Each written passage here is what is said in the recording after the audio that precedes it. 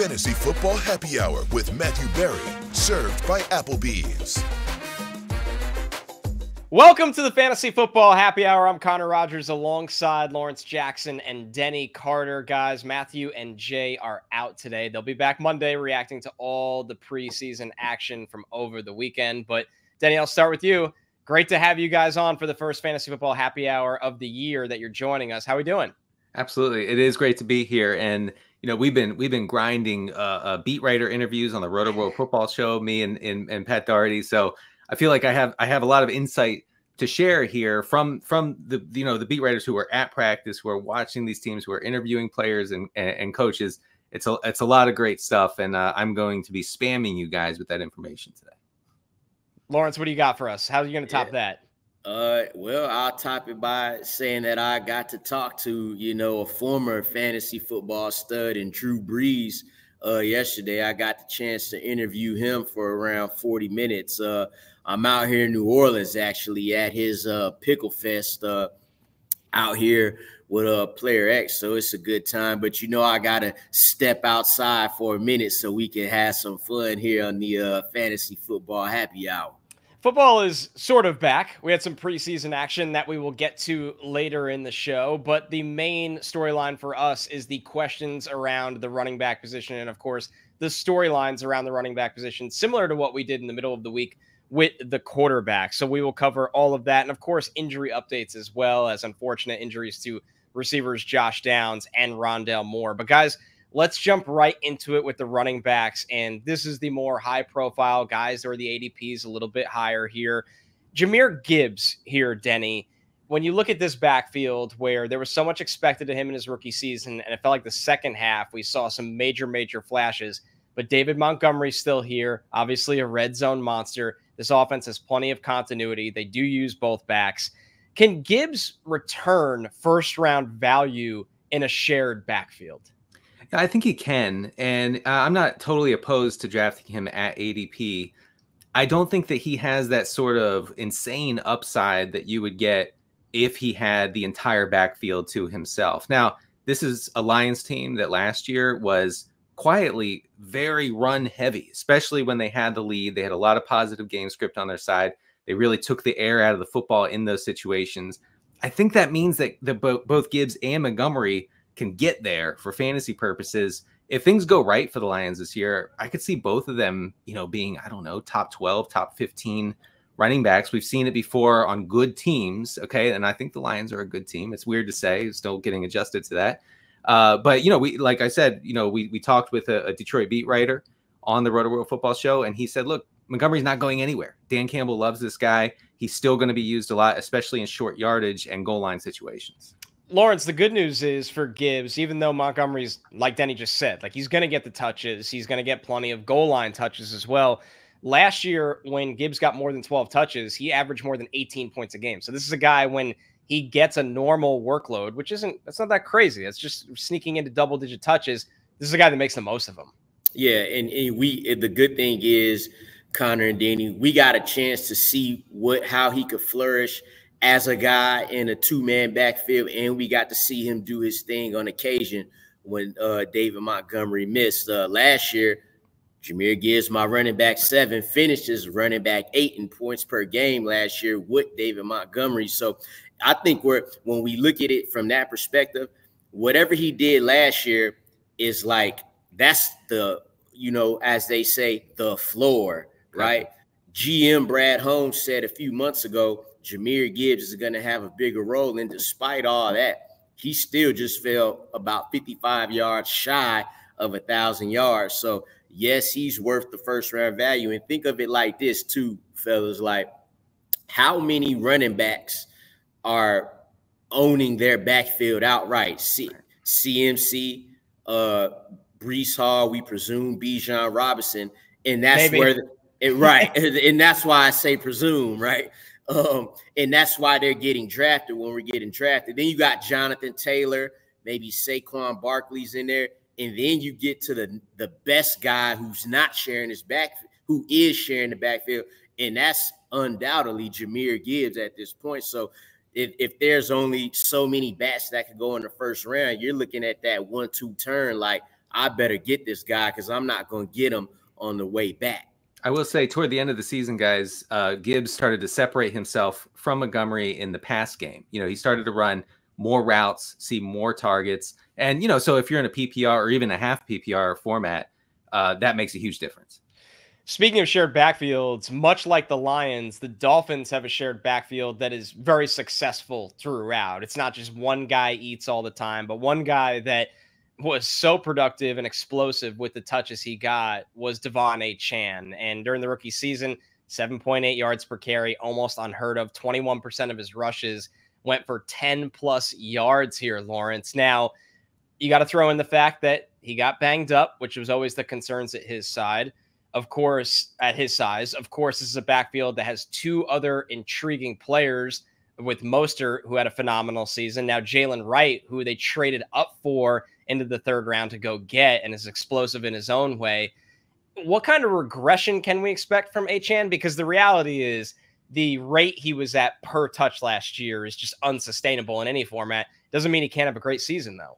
Yeah, it's going to be tough to average, around 8 yards a carry again. Almost a first down per carry. Right. That's crazy. But at the same time, he is that type of player. Like De'Von Achane can average up towards 6 yards a carry. Like he's that type of dude, and he's gonna need that, especially when you see he only had 3 games last season with more than 12 touches. Like that's why they have him. Right. That's why they got him in that offense. And the good thing about De'Von Achane, it's not when you don't get to the goal line and take him out. Miami's using every running back at the goal line. It just happened to be much more of Raheem Mostert in that fashion, as we saw him with his 18 rushing touchdowns last year. And again, just like David Montgomery, Raheem Mostert's not going anywhere. In fact, it's like he turned 30 years old and is now having career years every year now. So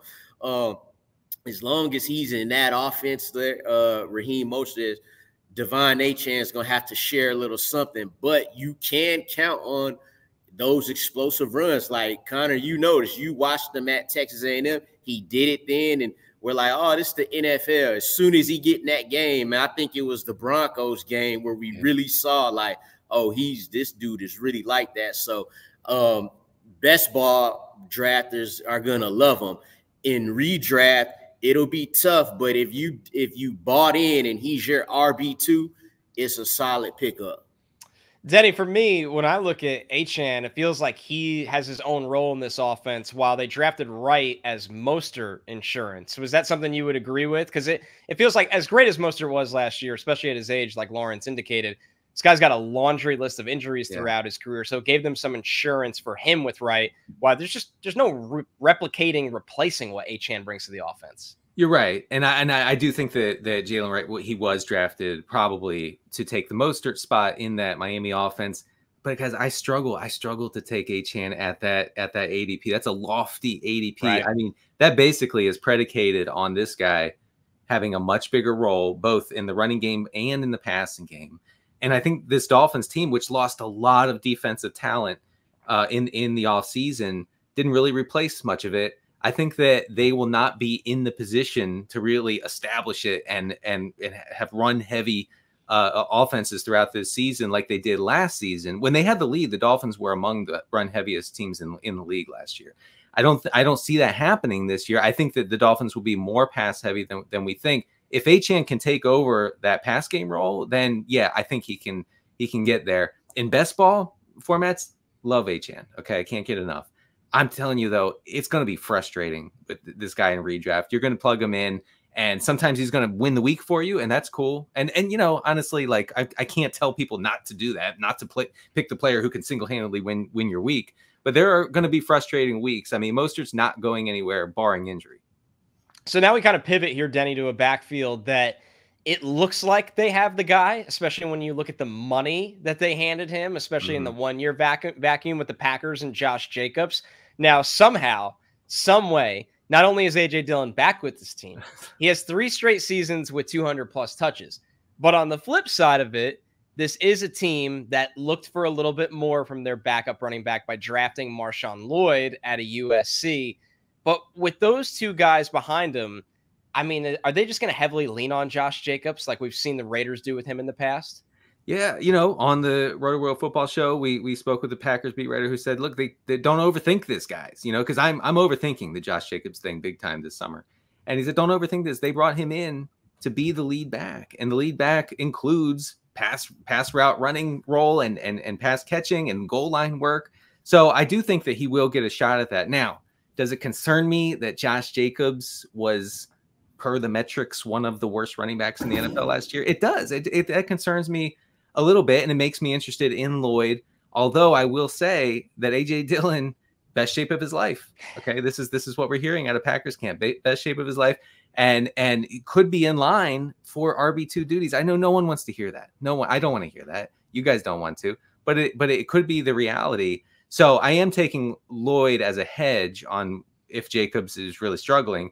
But Dillon, again, is just going to be annoying. He's going to be there. He's going to take on a lot of that early down role, I think.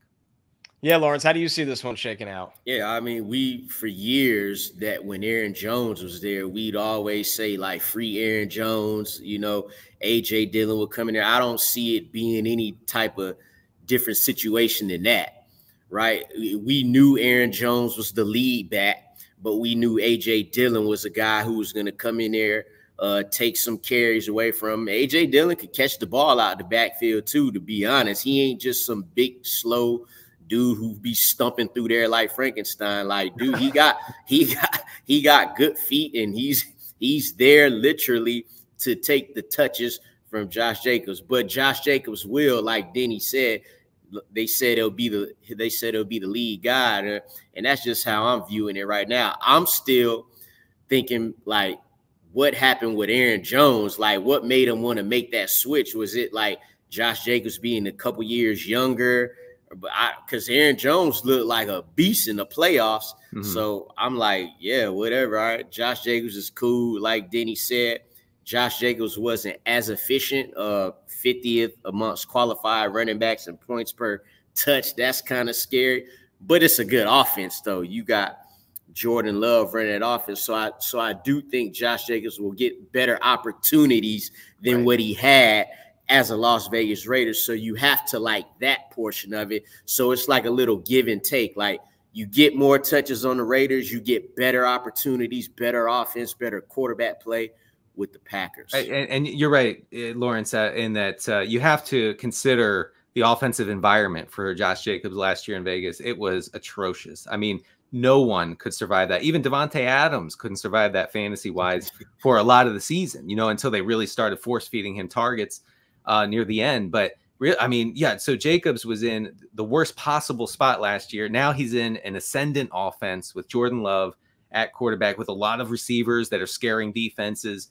So that should make a difference. I didn't mean to suggest that he's like done. He's not even that old, right? Even though it feels like he's been in the league for 15 years. We should point out real quickly that while he did sign on the surface a 4-year deal for $48 million, essentially that's a 1-year deal with $12.5 million of that guaranteed. So when you see the big 4 and the big 48, don't see it as they're committing to him for the next half decade. He's got $12.5 million guaranteed, and that's pretty much what the going rate is for a top running back per year right now. Yeah, they could simply run him into the ground. I think that's what that contract tells you right there. So, guys, a player that we don't have any volume questions with, which is always one of the toughest in fantasy with backfields, is Rachaad White on the Bucs. I mean, this was a volume king last year. One of 2 running backs last season with 250 rush attempts and 60 receptions. Now, I'll say this, Lawrence, Dave Canales left to go be the head coach of the Panthers, so the play calling will be a little bit different. But at the end of the day, can Rachaad White simply volume his way into another top 10 finish? Yeah. If they're gonna force it like that, I don't see how you can't. He averaged under 4 yards per carry, but was a top 10 running back in points per game basis, RB10 to be exact.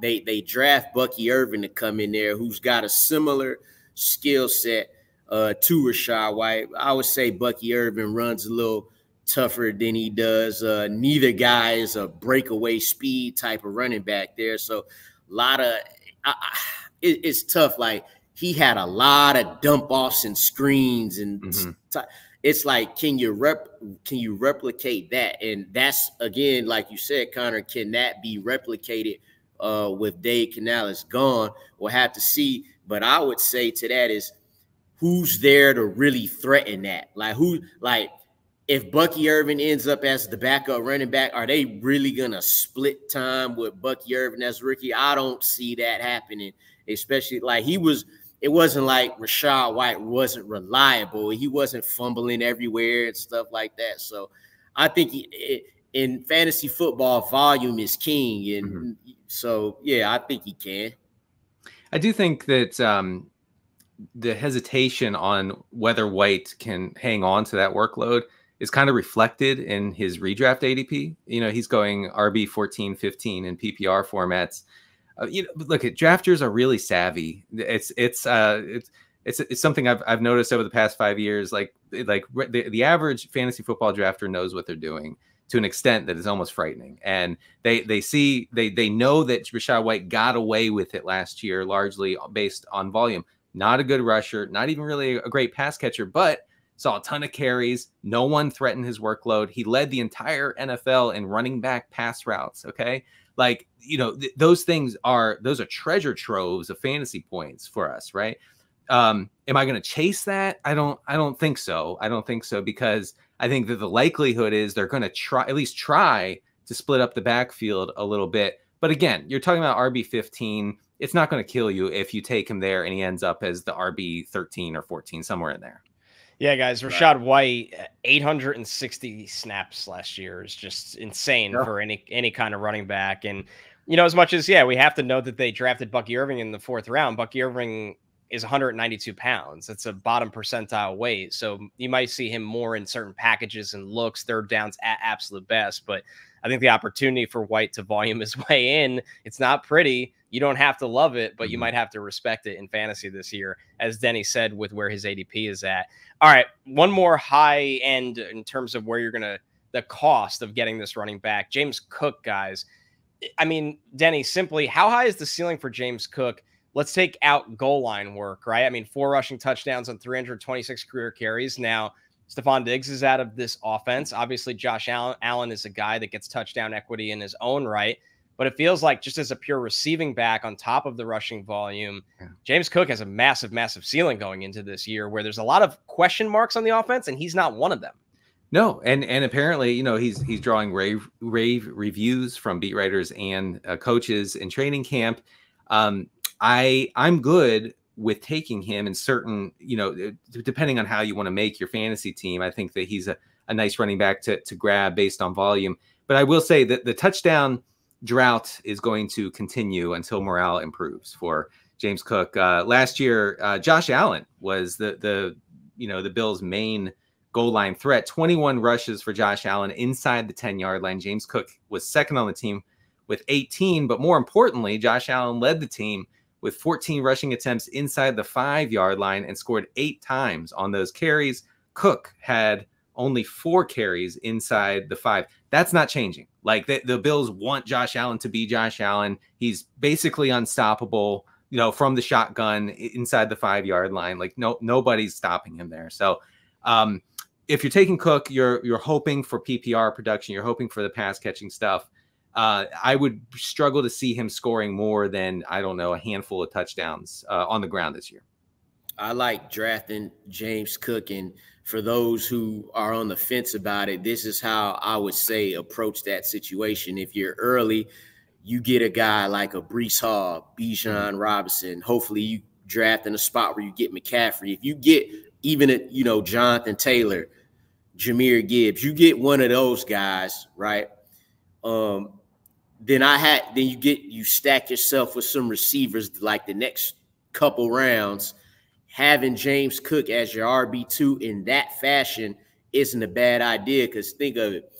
You've already, he can't do much worse in the touchdown department, but you're still getting inside of a top 20 fantasy running back. And if you're getting that type of production from your second running back, when you got an elite guy, top 5 running back as the other running back, then you're in a pretty good spot, because now you got 2 solid receivers. you got a top tier running back, and now you got James Cook. And like y'all was talking about, his receiving, what he's going to bring in the receiving game, that's what's going to get you there. So you could go into your weeks like thinking, James Cook, he ain't getting a touchdown, but he going to get these receptions. Right. He's going to run it, from 20 to 20, let Josh Allen do his thing, and you'll be all right. I will say that looking at the ADPs, it looks like it comes down to a choice between Rachaad White and James Cook, and I lean Cook pretty easily there. I think he's the better running back. He makes he can do a lot with a little in this offense. Yeah, and an offense that even with Diggs out the door, they have Josh Allen at quarterback. It's going to be an offense that is going to be productive. Right. The Rotoworld Fantasy Football Draft Guide is now available exclusively through a new partnership with Matthew Berry's Fantasy Life. Get a Fantasy Life Plus subscription and receive the Rotoworld Draft Guide Plus fantasy, DFS, and betting tools to help you dominate your draft and the season. Use promo code ROTOWORLD10 for 10% off. Go to NBCSports.com/fantasylife to learn more. Guys, we'll work on getting some promo codes. A Denny 7, a Lawrence 4. I'll take Jay and I get like 1 or 2% off, so it's all. We'll I need the discount. Come on. Yeah, it's a good deal. All right, let's keep the running back storylines going with a couple tiers down, right? It's easy to talk about the guys that no matter what, they're going to go in the first 5 rounds. But what wins you leagues, of course, is the guys outside of that. And I mean, Lawrence, I'm going to toss you one that it kind of leaves our show confused every year, it feels like at this point. Why does nobody want to draft James Conner, especially in an offense that is finally ascending with Kyler Murray and Marvin Harrison Jr. Going to expect to obviously be on the field this year? I very much look forward to this Cardinals offense this year with Kyler Murray and Marvin Harrison. And who's the running back? James Conner. And like you said, we do it every year. And this is why I think people go into fantasy drafts and we all do it. We're like waiting for the time that James Conner really gonna fall off, and then that just doesn't happen. In fact, he doesn't need a heavy workload in the reception department to make that happen. He's proven he could do that. He's proven he could be a top 15 running back last year, running back 13 on a points per game basis. Now, this year, you draft Trey Benson, a good running back out of Florida State, in the early rounds. During the NFL draft time, we're talking about, Trey Benson, he's here to, but now the Cardinals staff, they like, nah. It's still the James Conner show. So now I wonder, when we all get in on James Conner, will the quote unquote fall off actually happen?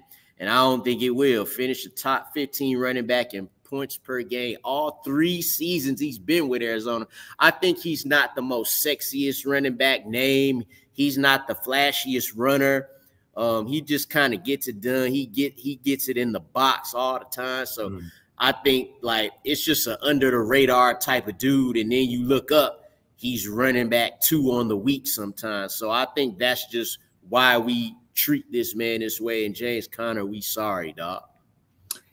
Johnny Venerable, who's a longtime Cardinals beat writer, talked to us last month about the fact that Trey Benson is not exactly blowing the doors off in training camp and then also in the spring practices for Arizona. And that I know this is a blast from the past.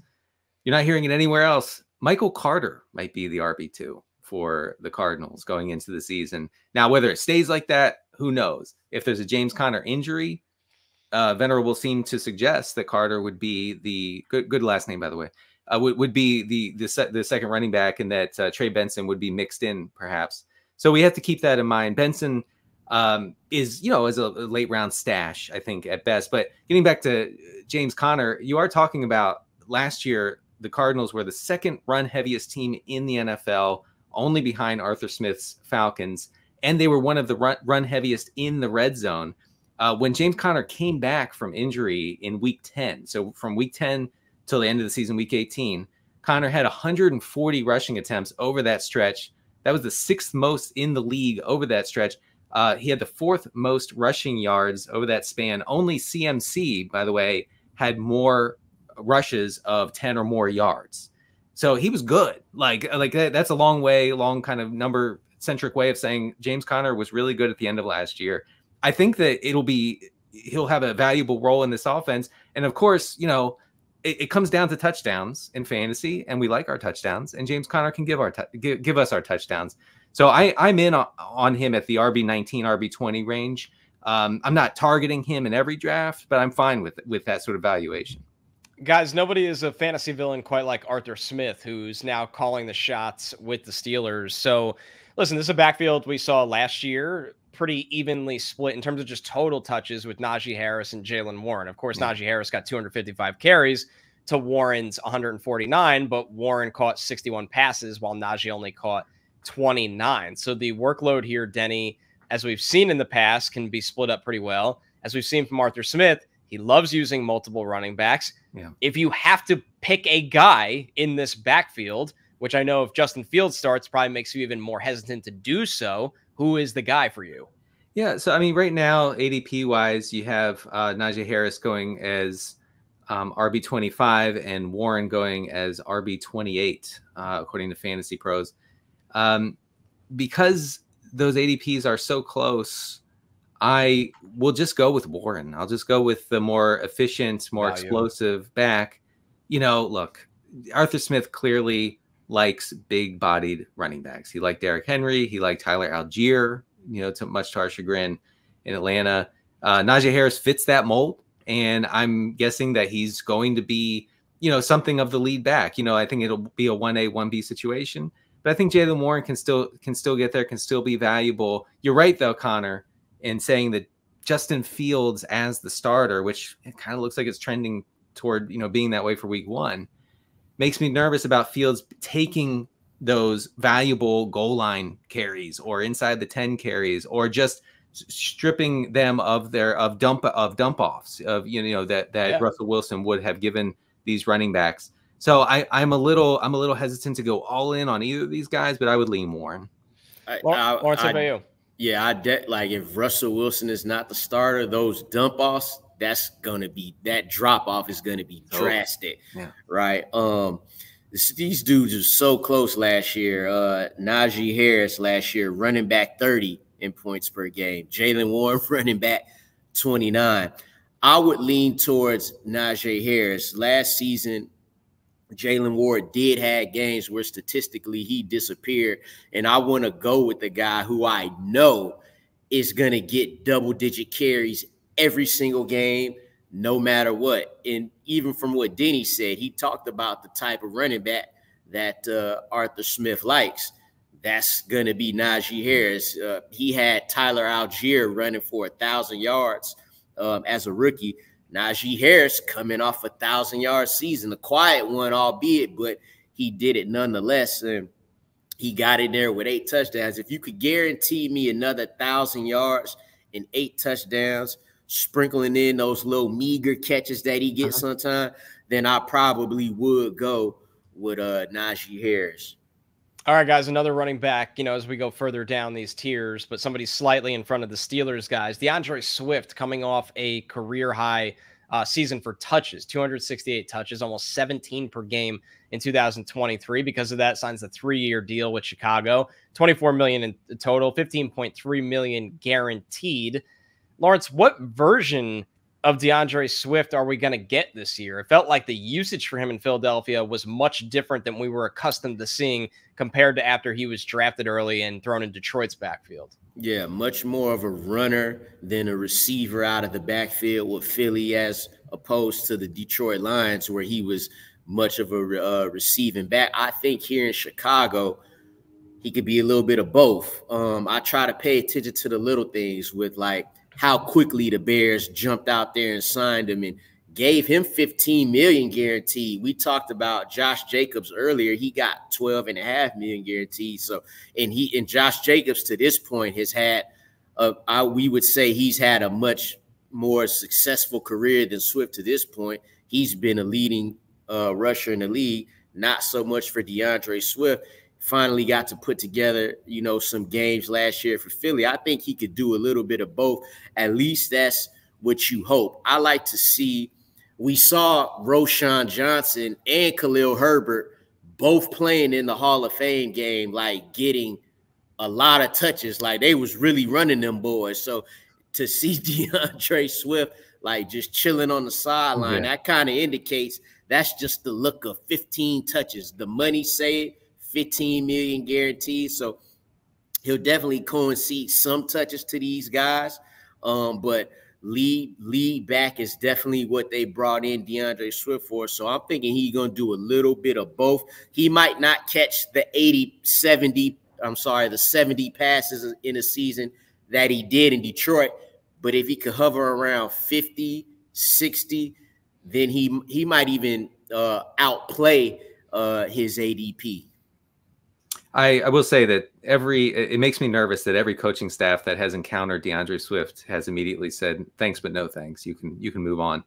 But I think that he's actually a really good pass catching back. Yards per route run is a metric we use to measure, the efficiency of a pass catcher, per each route that they run. And especially with running backs, DeAndre Swift was top 10 in 3 of his 4 years in yards per route run among running backs. I think that he can get back to that in Chicago. You may say, well, Denny, what happened in Philadelphia? And I would say that the Jalen Hurts Eagles offense is not a good one for running backs. It's actually quite bad, and especially for pass catching running backs, because there are no targets to running backs in that offense. For better or worse, it's just the way it is. So I think I think Philadelphia was kind of a low-key horrible environment for Swift. And I think that Caleb Williams will be more likely to dump it off to look for him in the pass game. And that Swift could be very interesting, especially in PPR formats. All right, guys, let's move to one of the most confusing backfields, of course, led by Sean Payton in Denver. I mean, the Broncos backfield right now here, Denny, it's got Javonte Williams, a guy that it felt like once upon a time at this point in his career, we'd be talking about him as a first-round pick in fantasy, and injuries have kind of put that aside. Jaleel McLaughlin, an undrafted guy that came out of nowhere last summer into a very capable pass catcher. They draft Audric Estime, who is a really good tackle-breaking power runner out of Notre Dame. Samaje Perine is still hanging around this roster. What do we do with this one? I mean, do we just say, I want nothing to do with it? Or is there value to be found because of how disgusting this is and nobody wants to touch this backfield? Kind of give me a disgusting backfield all day. I love just to clean up the scraps. It's a backfield that you just can't figure out at all. I'll try. Give me a shot, and I'll try. The uncertainty here about who is going to do what, who's going to be the lead back, who's going to do early downs, goal line work, pass route running, all that stuff, that has suppressed everybody's ADP, including Javonte Williams, who I think is the lead to be the lead back, the favorite to be the lead back. I'll tell you something Sean Payton said recently about Javonte Williams. He called him a completely different player than he was last summer. This is from Payton, quote, "This time last year, in fairness to him, he was recovering still from his ACL tear.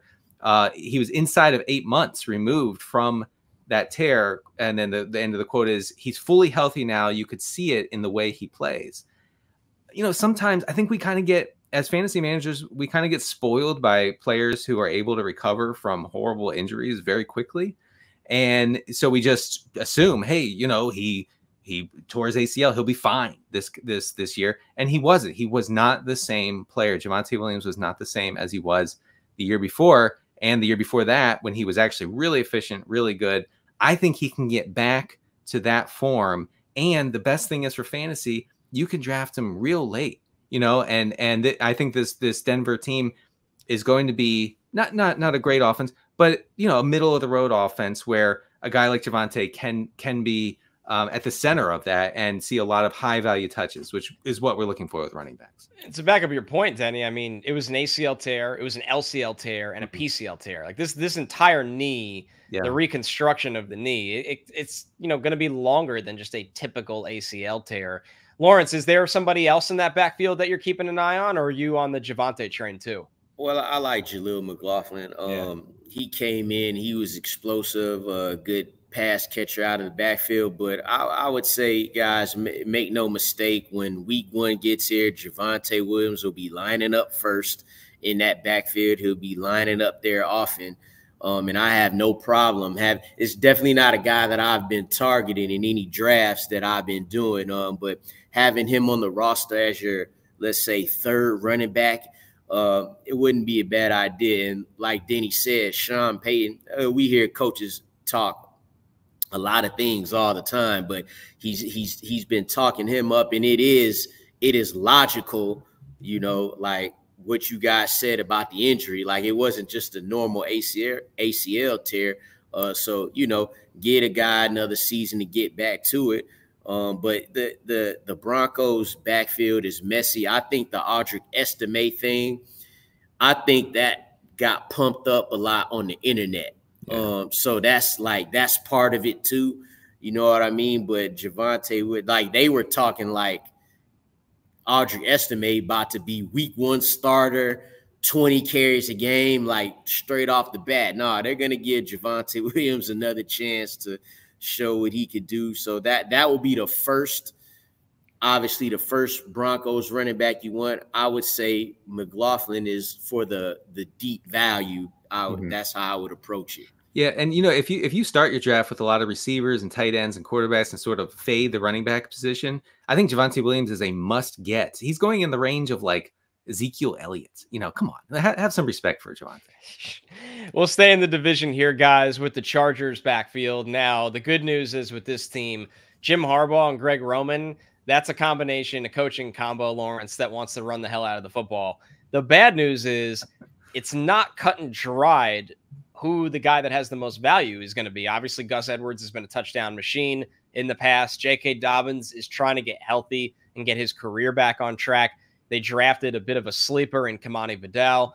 Is there a running back that you see that simply carries the most value? Obviously, for a while, Gus Edwards has been the guy that was viewed in that way, probably because of the presumed touchdown equity at hand for him. Yeah, and their offensive coordinator, Greg Roman, knows all about that. He's put Gus Edwards in the position that he is in now. So I would say he has the upper hand. They have been talking about J.K. Dobbins, however, a little more in the last few weeks or maybe the last month or so. I think when it starts out, it'll be a little committee between the both of those guys. Health of J.K. Dobbins pending, although they said he coming along nicely there. And speaking of that, back to what you said about Williams, like J.K. Dobbins has to, he's got to be, a certain time removed from his own injuries. We saw him running for the Ravens 2 years ago. We saw him break that long run. Remember the 44-yard run? He still looked like he was limping, though. So you just got to give the guys a couple times. So for all of those reasons and the fact that Gus Edwards had 13 rushing touchdowns last season, I would say, he's the best, not just the guy you want to have, but probably the best value right now. But it'll be a committee. We're talking about Jim Harbaugh. We saw what he did just last year at Michigan with Blake Corum and Donovan Edwards. So it could be that type of, they could divvy it up that way. Yeah, just, for the folks who are not grinding blurbs on Rotoworld, I just want to share that. Who amongst us? Yeah, right. And it's fun. Gus Edwards and J.K. Dobbins have been splitting first-team reps with the in training camp. I think that's noteworthy. I think that it suggests something of a split backfield. I guess, I was out on Dobbins because of the injuries. I mean, the run that Lawrence just referenced where Dobbins broke into the open field and ran 40-plus yards, one of the most painful long runs you've ever seen in your life. I mean, he looked like he was dragging his leg behind him. Yeah. And, so I'm still a little skeptical that he can come all the way back from all the setbacks he's had. Gus Edwards has been banged up. He missed a lot of spring practice and some of training camp. The Kamani Vidal thing, it was interesting while it lasted. He was a good prospect, or at least an interesting prospect. He's listed as RB6 on the Chargers' initial depth chart. So it has never been more over for Kamani Vidal, unfortunately, for some of my best ball teams. If I had to draft a Chargers running back, I guess I would draft Dobbins and just let it ride. Man, you made that sound painful, dog. Yeah. Like he's being forced. J.K. Duck. I don't want Don't to. make me. Oh, that was perfect. But you're right. You're right. Look at this Chargers offense is going to be super run heavy, and we just have to come to terms with that. And I will say the Herbert injury probably doesn't make that any easier to be sort of a you don't think team. You don't think they're going to throw it 30 times a game?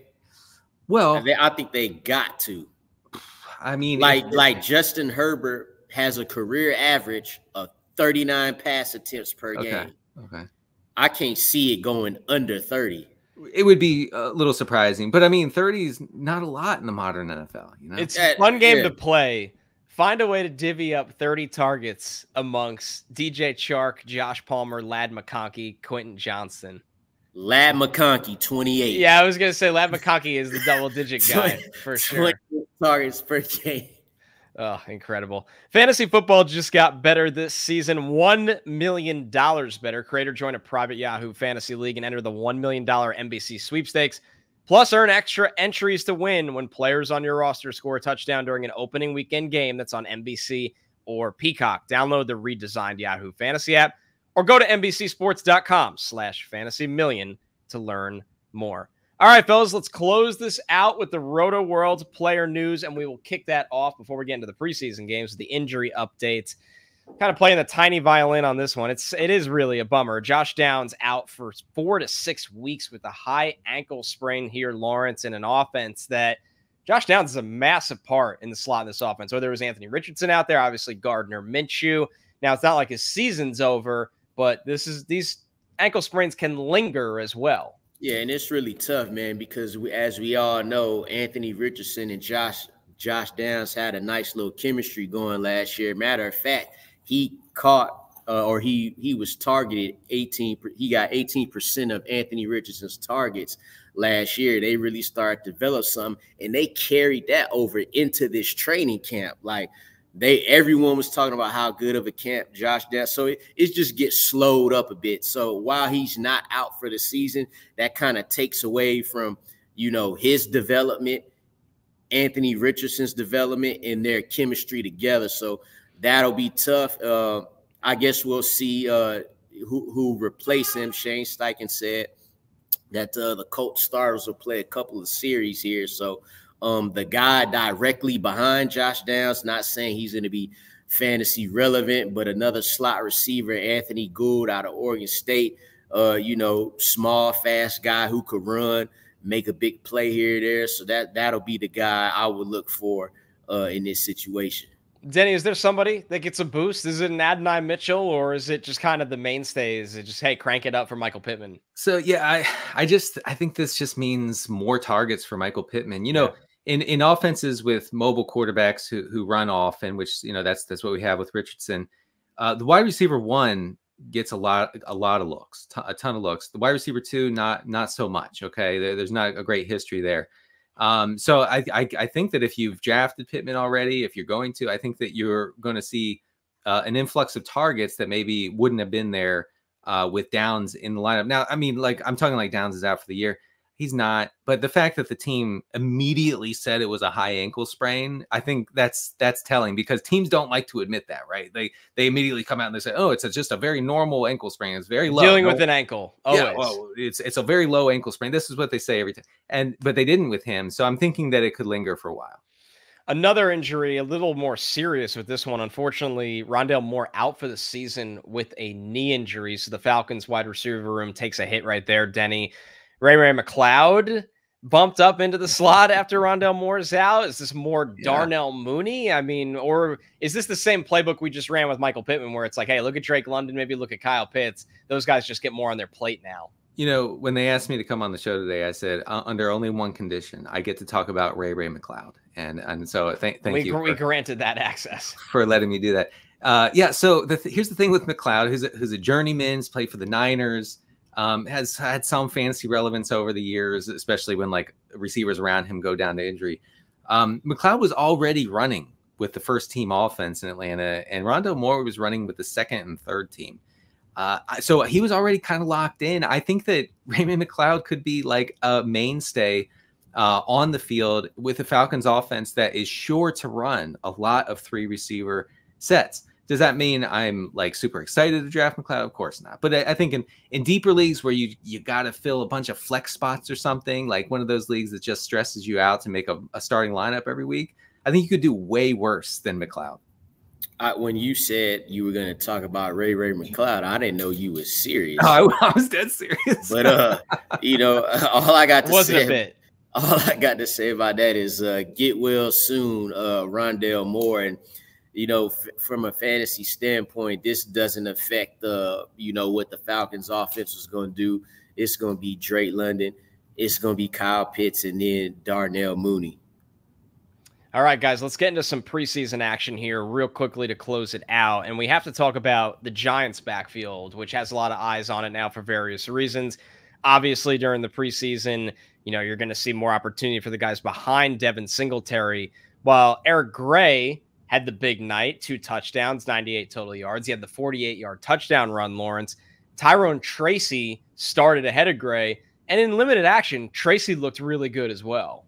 Yeah, I think what I got mostly from this is that all those guys, Tyrone Tracy, Eric Gray, they basically compete to see which guys are going to get those few touches away from Devin Singletary.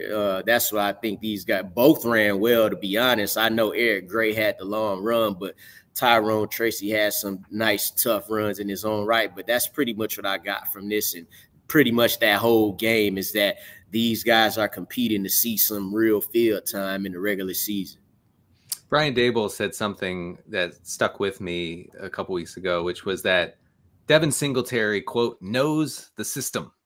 And a coach loves a running back that knows the system. And that's what we have with Singletary, he's boring. Okay, I'm for Rotoworld, I'm writing a piece on boring running backs, and he's going to be the cover guy.